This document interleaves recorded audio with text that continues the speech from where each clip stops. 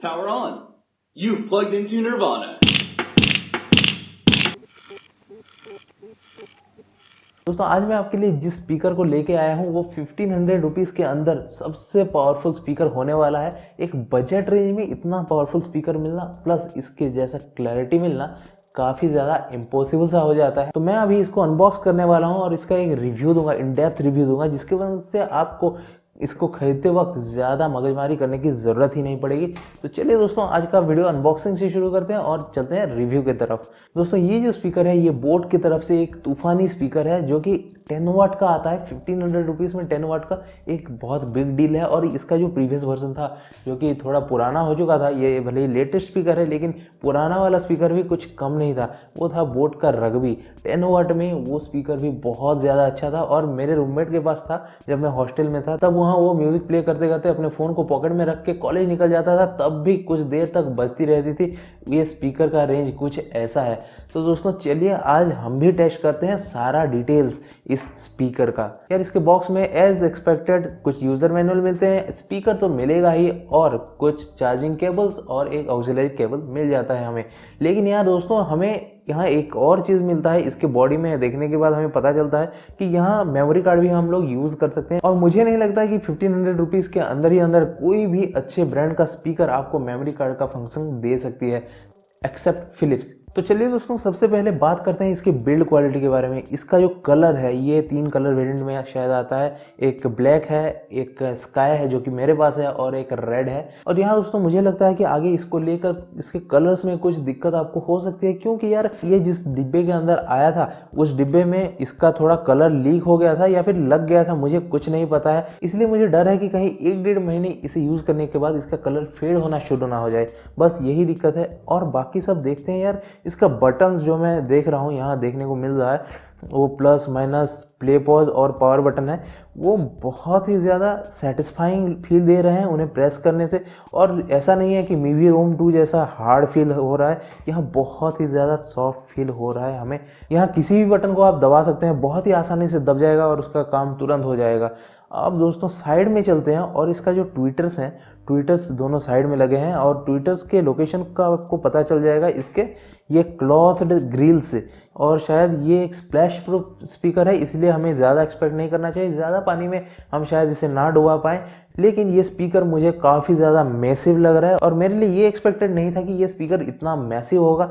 और इसका मतलब वजन को अगर आप कंपेयर करें तो ये किसी भी 1500 से 1200 के बीच का स्पीकर से काफ़ी ज़्यादा भारी है। और ये इस बात का सबूत देता है कि इसका बेस काफ़ी ज़्यादा स्ट्रॉन्ग होने वाला है। अब बात करते हैं इसके कुछ बाहर के पोर्ट्स के बारे में। यहाँ बाहर आपको मिलता है इस वाटरप्रूफ केसिंग के अंदर आपको एक ऑक्सिलरी पोर्ट मिलता है, एक यूएसबी पोर्ट मिलता है जिसमें आप चार्ज कर सकते हैं और एक टीएफ कार्ड रीडर पोर्ट मिलता है जिसकी मदद से आप मेमोरी कार्ड से डायरेक्टली गाने प्ले कर सकते हैं। भले ही आपके पास मोबाइल हो चाहे ना हो, ये अपने आप में ही एक साउंड प्लेयर का काम कर सकता है। और अगर आप नहाते नहाते गाना सुनना चाहते हैं प्लस उसके साथ साथ अपने मोबाइल को भी बाथरूम के अंदर नहीं ले जाना चाहते, तो ये स्पीकर आपके लिए बेस्ट है, क्योंकि ये स्प्लैश प्रूफ होने के साथ साथ मेमोरी कार्ड भी रीड कर लेता है। और अगर यहाँ हम ऊपर की तरफ देखें तो इसके ऊपर एक रिम सा है जिसमें एक रबर सील लगा हुआ है। ये शायद इसीलिए है क्योंकि ये स्प्लैश प्रूफ है और स्प्लैश प्रूफ होने के लिए आपको रबर के कोटिंग्स या फिर रबर का प्रोटेक्शन तो चाहिए ही है।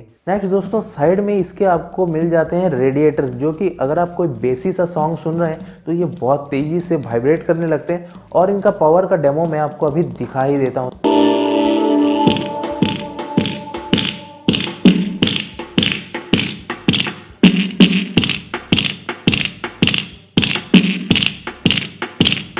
और यार यहाँ जो इसके बेस का रेडिएटर है उसमें जो ये मेटालिक फिनिश देखने के लिए हमें मिलता है, ये मुझे बहुत ही ज़्यादा पसंद में आ गया। और मुझे उम्मीद है कि आपको भी ये काफ़ी ज़्यादा पसंद आएगा, क्योंकि ये इसके ओवरऑल लुक को एक ज़्यादा पंप ऐड करता है। और यहाँ बाहर की तरफ आपको एक चार्जिंग इंडिकेटर मिल जाता है, ये आपको ये बताता है कि बैटरी आपका कितना बचा है। आगे कितना चल सकता है। और पावर बटन के नीचे आपको एक सिग्नल लाइट मिलता है, वो ये बताता है कि आपका ब्लूटूथ कनेक्टेड है या फिर प्लेइंग है या फिर पॉज्ड है या फिर डिस्कनेक्टेड है या फिर आप मेमोरी कार्ड से गाने को प्ले कर रहे हैं।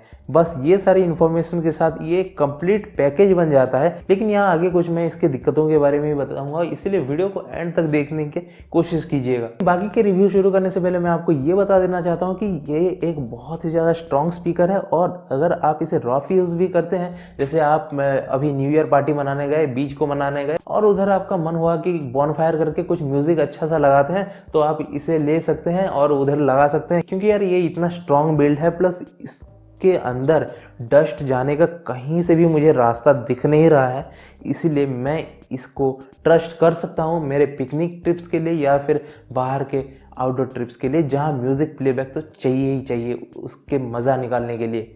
नेक्स्ट दोस्तों, इसको ब्लूटूथ में कनेक्ट करते हैं और प्ले करते हैं और सुनते हैं एक नॉन कॉपीराइट गाना, जिसके वजह से आपको पता चल सके कि आखिर इसका बेस कैसा है, इसके वोकल्स कैसे हैं और बाकी सारी चीज़ें यहाँ आपको कैसे मिलती हैं।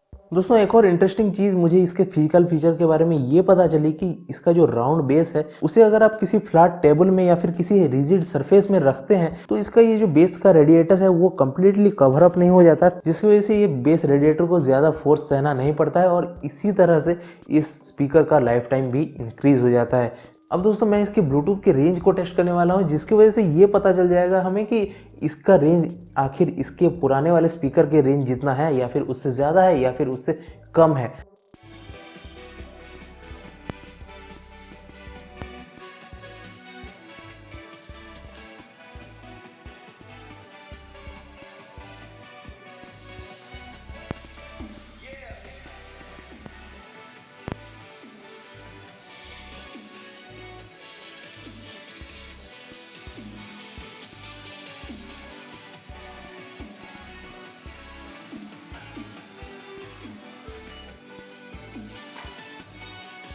यहाँ आप देख सकते हैं कि मैं यहाँ तक आ गया हूँ लेकिन कोई कट नहीं आ रहा है। थोड़ा दूर और जाके देखता हूँ कि आखिर कोई बफरिंग या फिर लैग होता है या नहीं।